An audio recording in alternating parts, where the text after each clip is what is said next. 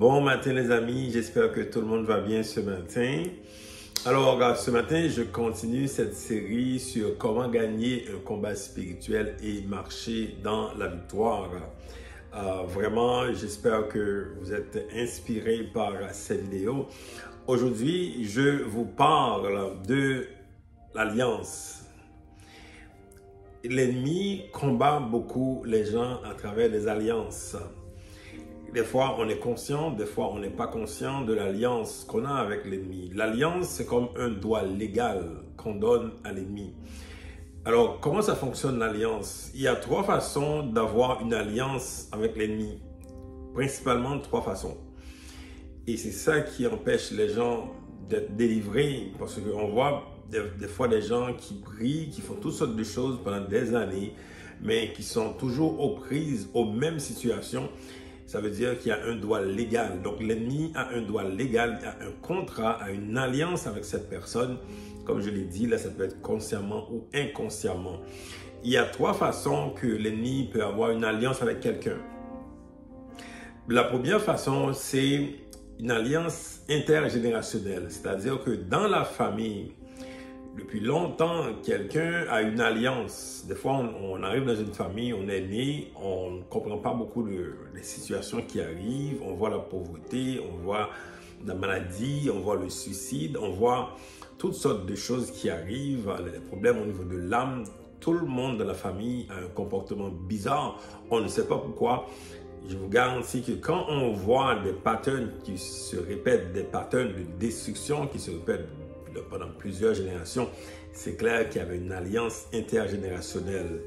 Et c'est ça à ce moment-là, donc c'est l'une des façons que l'ennemi oppresse des gens à travers une alliance intergénérationnelle qu'on appelle malédiction intergénérationnelle. Depuis longtemps dans la famille, on voit ce genre de destruction, ce genre de problème dans les familles. Et depuis longtemps, alors c'est ça qui explique que l'ennemi a un droit, même si on est chrétien. Et donc c'est la raison pour laquelle qu'il faut prier le Seigneur pour avoir une délivrance. Parce que même si on est chrétien, il y a des droits légaux au niveau spirituel qu'on doit briser. Alors, ça, c'est la première façon au niveau de l'alliance intergénérationnelle. La deuxième façon que l'ennemi peut avoir une alliance avec quelqu'un, c'est à travers un comportement personnel. La personne décide elle-même d'aller consulter l'occultisme, n'importe quoi, la voyance, quand les gens consultent l'horoscope, font du yoga avec des prières, toutes sortes de fausses religions, donc le nouvel âge, donc ce genre de choses ouvre une porte au niveau spirituel. Et donc c'est un contrat qu'on signe avec l'ennemi. Les gens qui consultent également les morts. Et donc le culte des morts également ouvre une porte spirituelle. Et donc l'ennemi a un droit légal. Ce sont des choses que la Bible interdit. Et donc quand on pratique ce genre de choses, ce genre de spiritualité qui est contraire à la parole de Dieu, bien donc ça ouvre une porte à l'ennemi, que l'ennemi peut avoir un contrat, peut avoir une alliance avec la personne. Même si on prie, même si on demande, on cherche toutes sortes de choses devant le Seigneur, mais ce droit légal empêche la délivrance. Troisième façon que l'ennemi peut oppresser les personnes, c'est au niveau du comportement, au niveau du péché, spécialement le péché d'ordre sexuel. C'est le péché le plus difficile. Évidemment, tous les péchés nous amènent à la mort, mais le péché d'ordre sexuel est beaucoup plus grave, est beaucoup plus dévastateur, parce que ça affecte l'âme. Et donc, un comportement sexuel qui est interdit par la Bible, que les gens continuent de pratiquer. Et donc, si la personne avec qui on a le contact sexuel, cette personne-là a un démon, eh bien, en ayant une relation avec cette personne-là, il peut avoir un transfert. Donc, c'est un contact qui peut avoir un transfert de démon. Donc, il peut avoir une alliance. Parce que la Bible nous dit clairement que quand on est en relation sexuelle, on fait un. Et quand on fait un, donc on partage tout. Donc, c'est ça la situation, c'est qui crée une alliance, je dirais, indirectement avec l'ennemi, parce que l'autre personne peut-être est sous une emprise, elle est sous un contrat avec Satan. Et donc, nous, quand on a une relation sexuelle avec cette personne-là, c'est très possible qu'il peut avoir ce qu'on appelle un lien d'âme.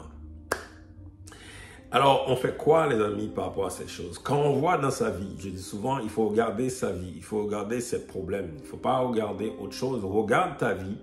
Est-ce que ces choses que je parle aujourd'hui, ça te parle?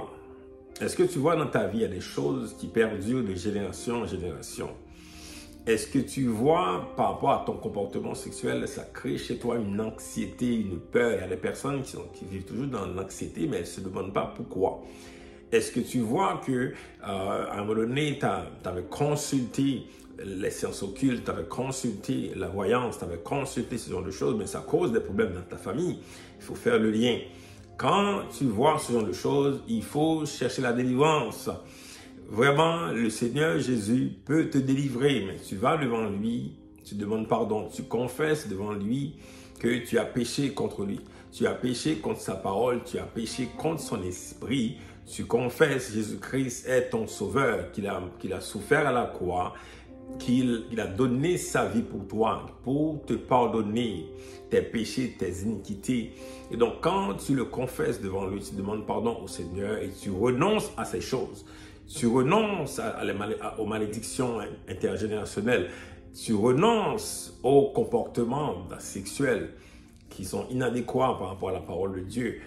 Tu renonces à toute consultation de l'occultisme. Tu renonces à ce genre de choses et tu dis, Seigneur, délivre-moi. Et il va aller le faire. Parce que Jésus est bon. Alléluia. Parce que Jésus est bon. Il est venu, les amis, afin que nous ayons la vie abondante. Et c'est ça qu'il va faire. Il va te délivrer. Alléluia. Alors, continue. Je vous encourage vraiment à participer à l'étude biblique ce soir sur Zoom.